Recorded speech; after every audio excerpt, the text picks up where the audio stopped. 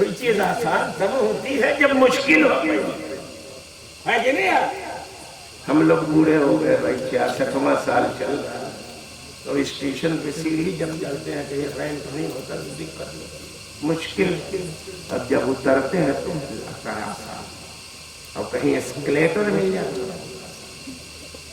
ہے کہ نہیں چڑھنے اترنے کے لیے بہت آسان یہ آسان کب ہوتا ہے کیونکہ مشکل ہے نہیں تب آسان اللہ کے لیے کوئی چیز مشکل نہیں تو آسان ہونے کا کام ہے ہی نہیں تو کچھ چیزیں اللہ بندوں کی طرف نظر فرماتے ہے کہ نہیں بدھو لوگ کہتے ہیں کہ اللہ عالم الغیب ہے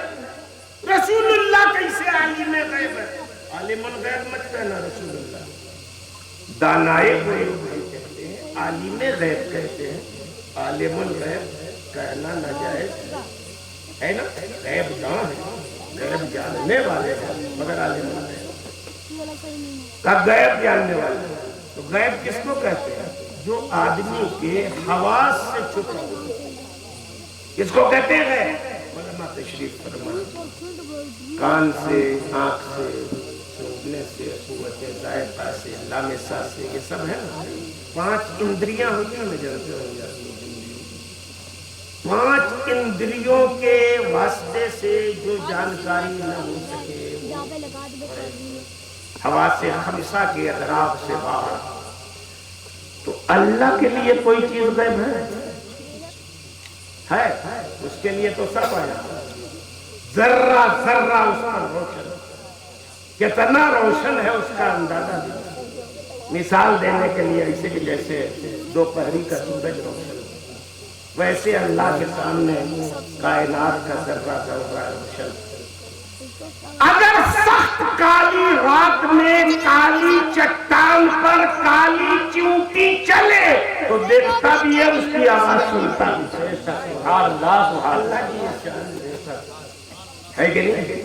تو اس سے کہا چھپی ہے کہ عالم الغیب ہے تو غیب کس کے اعتبار سے بولا جاتا ہے ہم لوگوں کے اعتبار ہے کہ نہیں تو ویسے ہی کہا ہوا علیہ حین مریم تو مشکل سمجھ رہی ہے آسان ہے مطلب تو سمجھ رہی ہے لیکن آسان ہے ارے تیرا رب تو وہ ہے جس نے بنا ماں باپ کے حضرت آدم اور حضرت حوا کو پیدا کرا تو جو خدا بنا ماں باپ کے حضرت حوا اور حضرت آدم کو پیدا کر سکتا ہے وہ کیول بنا باپ کے حضرت عیسیٰ کو کائے نہیں پیدا کر وَلِنَجْعَلَهُ آیَةً لِلنَّاسِ ہم تو حضرت عیسیٰ لوگوں کے لیے نشانی قرار دینا قدرت کی نشانی کہ خدا اگر کسی کنواری بیٹی کو بیٹا دینا چاہے تو کسی مرد کا محتاج نہیں ہے چاہے تو محض قدرت سے دے سکتا وَقَانَ أَمْرًا مَقْضِيًّا ازل میں یہ فیصلہ ہو چکا ہے کہ حضرت عیسیٰ کی پیدائش ہوگی تو بنا باپ اب یہ سب ولادت کا تذکرہ چل رہا ہے کس چیز کا تذکرہ ولادت کا تذکرہ اس کے بعد تفسیروں میں آیا ہے کہ سیدنا جبریل علیہ السلام نے یا تو سیدہ مریم کے گریبان میں یا سیدہ مریم کے منہ میں یا سیدہ مریم کی آستین میں پھونک سمجھ رہے ہیں خالی پھونک دیا آج کل پرچار ہے نا مولوی مولانا کے پھونکنے سے کہا ہوتا پتہ ہے نا پرچار ان نادانوں کو اتنا پتہ نہیں کہ پھونکنے سے کیا ہوگا سیدنا اسرافیل علیہ السلام جب سور پھونک دیں گے نا تو پرلے ہو جائے گا آپ کو اتنا نہیں پتہ چل رہا ہے کہ پھونکنے سے کیا ہوگا ہے کہ نہیں ایک بلبلے بنگال سے ہم قریب انتقال سے چلتا کیا بدوا کہتا ہے کہ پھونکنے سے کیا ہوگا ارے پھونکنے سے پرلے ہو جائے آسان سمجھتے ہو سید شاہ امداد اللہ ستاری صاحب قرآن کی ایک آیت پڑھ کے پھونک دے تو جنات اتر جائے گا آسیب چلا جائے گا بیماری پھونکنے سے کچھ نہیں ہوگا جبریل نے اور سیدہ مریم فوراً امید پھونکنے کا ناصر ہو سیدہ مریم امید سے قرآن ترنت کہتا ہے فَحَمَلَتْ فَانْتَبَذَتْ بِهِ مَكَانًا قَصِيًّا، سیدہ مریم سے ہو گئی اور پھر حمل کے ساتھ ایک دور دراز مکان چلی گئی، کہاں؟ بیت المقدس سے قریب بیت اللحم، جہاں سیدنا عیسیٰ علیہ السلام کی پیدائش ہوئی تھی۔ معراج کی محفل میں آپ نے معراج کے واقعے میں سنا ہوگا کہ حضرت جبریل جب اللہ کے رسول کو مکہ مکرمہ سے لے کے مسجد اقصیٰ کی طرف بڑھے تو راستے میں ایک جگہ اتارا کہ حضور یہاں 2 رکعت نماز پڑھی، 2 رکعت نماز پڑھ لیا۔ کہا کون سی جگہ ہے؟ یہی وہ جگہ ہے جہاں حضرت عیسیٰ علیہ السلام پیدا ہوئے، ہے نا حدیث، جہاں حضرت عیسیٰ علیہ السلام کی پیدائش ہوئی تھی۔ معراج کی شب اللہ کے رسول وہیں اتر کے 2 رکعت نماز پڑھا۔ تو نبی کی پیدائش کی جو جگہ ہے، اگر دین میں اس کی کوئی اہمیت اور عظمت نہ ہوتی تو کاہے کو جبریل امین وہاں نماز پڑھواتے؟ آج یہ نجدی وہابی مولد النبی پہ مکتبۃ الحرم کا بورڈ لگا کے فتوا جھاڑتا رہتا ہے، یہاں کوئی حدیث نہیں۔ تو وہی معاملہ ہے، آنکھ والے تیرے جو بند کر تماشا۔ ارے جہاں حضرت عیسیٰ علیہ السلام کی ولادت ہو جائے، سید الانبیاء وہاں نماز پڑھ کے درس دے رہے کہ نبی کی جو ولادت کی جگہ ہوتی اس کی کیا اہمیت ہوتی۔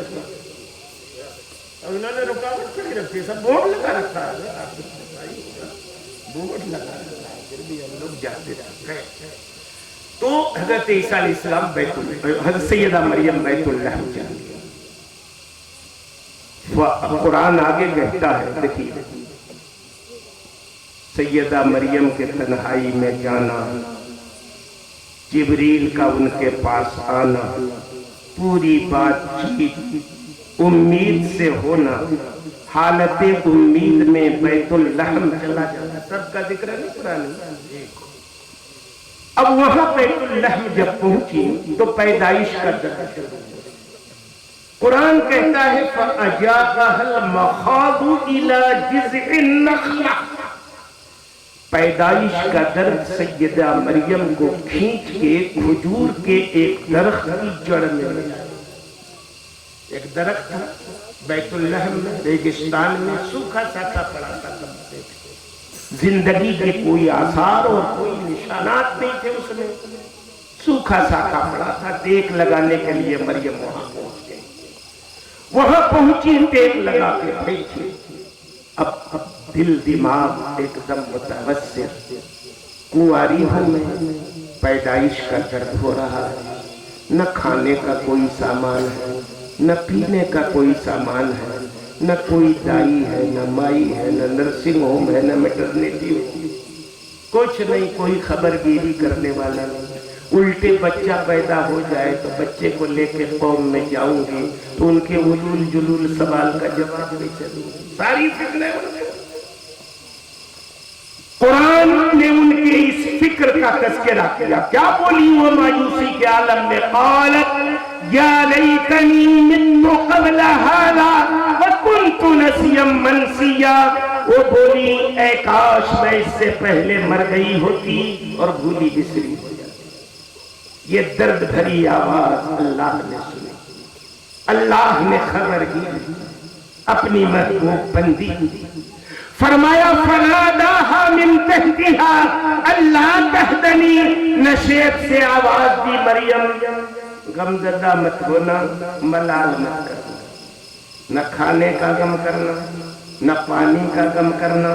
اور بیٹا پیدا ہو جائے تو لوگوں کی چیٹا کشی، ان کے تانا اور کشنی کا غم مت کرنا، سب کا انتظام رب کرے گا، لا تحزنی،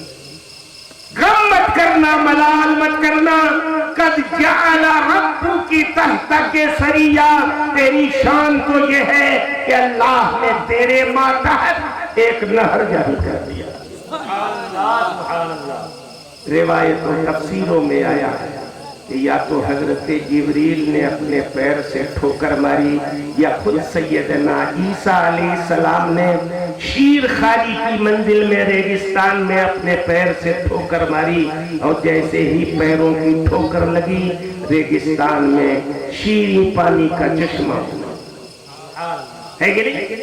اب یہیں پر آپ مجھے ایک بات بتائیں، اگر اللہ کو اپنی نیک طیبہ طاہرہ بندی سیدہ مریم کے لیے اس ریگستان میں بے آب و گیاہ دھرتی پر شیریں چشمہ کا پانی ابالنا تھا تو خدا خالی ارادہ کر لیتا چشمہ ابل پڑا۔ اس کی شان کیا ہے؟ اذا اراد شیئا یقول کن ہے نا، یہی نا اللہ یقول لہو کن فیکون، جب کسی چیز کا ارادہ کر لیتا ہے تو کہتا ہے ہو جاتا ہے۔ تو اللہ صحرا کے بارے میں ارادہ کر لیتا دریا ہو دریا، لیکن ٹھوکر مروائی حضرت جبریل یا حضرت عیسیٰ سے، اسی لیے مروائی تاکہ بزرگوں کو پتہ چلے۔ اللہ کی قدرت کو تو سب مانتے ہیں، مانو بے شک اس کی قدرت بے مثال ہے، لیکن خدا نے جن محبوب بندوں کو قدرت دی ہے ایسی کہ ریگستان میں اپنے پیروں کی ٹھوکر مار دیں تو پانی کا چشمہ ابل پڑے، اس خدا داد قوت کو بھی تو مانو۔